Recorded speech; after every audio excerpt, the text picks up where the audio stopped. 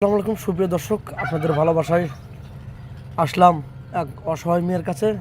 আমরা শুনবো তার জীবন কাহিনী। আসসালামু আলাইকুম। ওয়ালাইকুম আসসালাম। হ্যাঁ আপু, কেমন আছো তুমি? আলহামদুলিল্লাহ ভাইয়া ভালো। ভালো আছো না?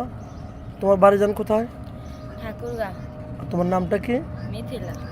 তোমার পরিবারে কে কে আছে? আমার পরিবারে মা, বাবা আর আমরা 3 বোন। আমার ভাই নাই। আমি বড় আর আমার ছোট 2টা বোন আছে। তোমার আব্বু কি করে? রিক্সা চালায়। আর তোমার আম্মু? আমার মা বাড়িতেই থাকে, কোনো কাজ করতে পারে না। আচ্ছা, তুমি কি করছো? আমি কি করব? আমি চাকরির জন্য চেষ্টা করছিলাম, ফ্যামিলির অসহায়তা দেখে, তারপরও কোনো জায়গায় চাকরি পাই নাই।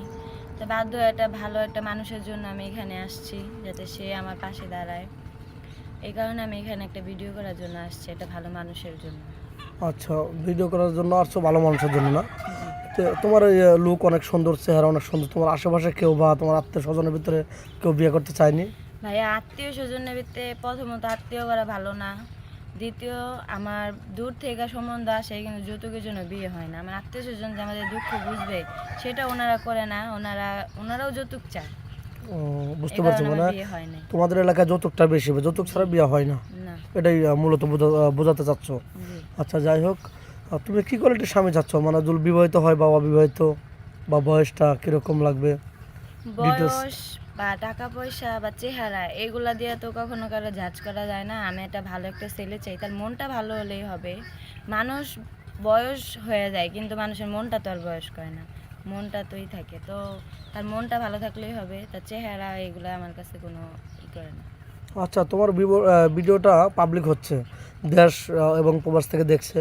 কেউ তোমাকে বিয়ে করতে চায়, তোমার কি ফ্যামিলির দায়িত্ব নিতে হবে, না শুধু তোমার দায়িত্ব নিলে হবে? তার মনটা যদি ভালো হয়, সে যদি মনে করে যে না, তার ফ্যামিলির পাশে একটু দাঁড়ানো দরকার, দাঁড়াবে, সমস্যা নাই। আর সে যদি মনে করে যে না, তার ফ্যামিলির দায়িত্ব নিব না, শুধু তোমার দায়িত্ব, আমার দায়িত্ব নিবে, আমার তাতেও কোনো সমস্যা নেই। যাই হোক, এই তোমার ভিডিও প্রবাস থেকে ভাইরা দেখছে, দেশ থেকে দেখছে।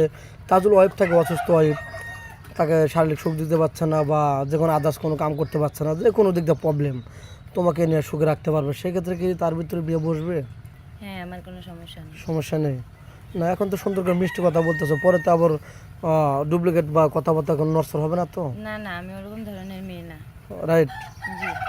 আচ্ছা, যাই হোক, আর তোমাকে যদি প্রবাসী নিয়ে বলতে চাই, সে বিয়ে করে? সে আমাকে বিয়ে করে যেখানে নিয়ে রাখবে আমি সেখানেই থাকবো, আমি সমস্যা নেই। সে যদি গাছতলায় নিয়ে রাখে, আমি গাছতলায় থাকবো। আচ্ছা, অনেক মেয়ে আছে 2 লক্ষ, 5 লক্ষ, 10 লক্ষ টাকা দাবি করে কাবিনে তুলবে। মানে চিন্তা ভাবনা যে আমাকে সরে দিতে 5 লক্ষ টাকা দিতে হবে। ওই পরিপ্রেক্ষিতে তোমার কোনো কথা আছে? তুমি কয় টাকা কাবিন হলে খুশি? কাবিনকে প্রয়োজন আছে? হ্যাঁ, কাবিনটা তো এগুলা কোনো কিছু না, এগুলা সমাজের চোখে মাত্র। কিন্তু সে যদি আমাকে না ছাড়ে, তো কেউ তো আর ই করতে পারবো না, জি পারবো? জি জি। তার মনটা হচ্ছে সে যদি মন থেকে আমার ভালোবাসে, সে কখনো আমাকে ছেড়ে যাবে না।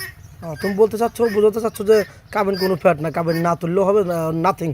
হ্যাঁ। কাবিন নাথিং, সে আমাকে সারা জীবন খুশি রাখলে চলবে। জি। ওটা শুধু একটা সাইনবোর্ড মাত্র। কিন্তু এখন মানুষ ওটাই প্রয়োগ করে, যে আমি বেশি তুললাম বেশি পাবো। হ্যাঁ, এটা কিন্তু ওটা সমাজের ঠিক জন্য। না। জি, বুঝতে পারছি। তো যাই হোক, তুমি মুসলমান তো নিশ্চয়ই? জি হ্যাঁ। নামাজ কালাম পড়া হয়? জি হ্যাঁ, আমি নামাজ কালাম পড়ি। নামাজ কালাম পড়ো? জি। যাই হোক, তো স্বামীর কথা মতো তো চলতে পারবে ইনশাল্লাহ? অবশ্যই বিয়ে ওনাকে করব। আমি চাই যাতে আমি যাকে বিয়ে করব তার পায়ের নিচে আমি সারা জীবন থাকতে। আমি এরকম একটা মানুষ চাই। সেদুল বিয়ে করে প্রবাসে চলে যায়, তুমি কোনো দেবরের সাথে বা পাড়া প্রতিবেশীর কোনো ছেলের সাথে প্রেম ভালোবাসা লিপ্ত হবে না? না, আমি ওরকম ধরনের মানুষ না যে আমি হাজবেন্ড চলে গেছে যে আমি আরেক জায়গায় আসক্ত হব। এক পুরুষ আসক্ত থাকা ভালো। তো অবশ্যই। যাই হোক, তোমার কথা ভালো লাগলো, এবং দেশ প্রবাস থেকে ভাই, অনেক ভাই দেখবে, লক করবে। তোমাকে কিভাবে পাবে একটু বলবে প্লিজ? তোমার ফোন নাম্বারটা দিয়ে দাও। না সরি ভাই, আমার তো ফোন নাম্বার নাই। আমার সাথে কথা বলতে হলে আপনাদের মাধ্যমে কথা বলতে হবে, কারণ আমার তো নিজস্ব কোনো ফোন নেই। আমি তো আমার ফ্যামিলির কথা বললাম, তাহলে আমি কিভাবে এরকম একটা পরিস্থিতিতে একটা ফোন আমি কিনা চালাবো?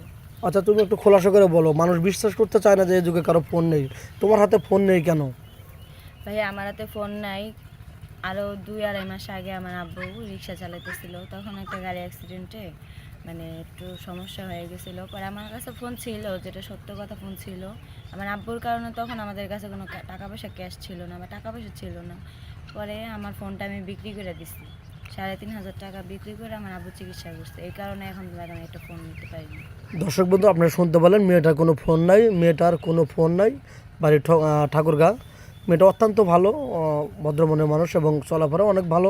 আমরা যতটুকু চিনি, আমাদের দূর সম্পর্কে পরিচিত বা আত্মীয়, যাই হোক।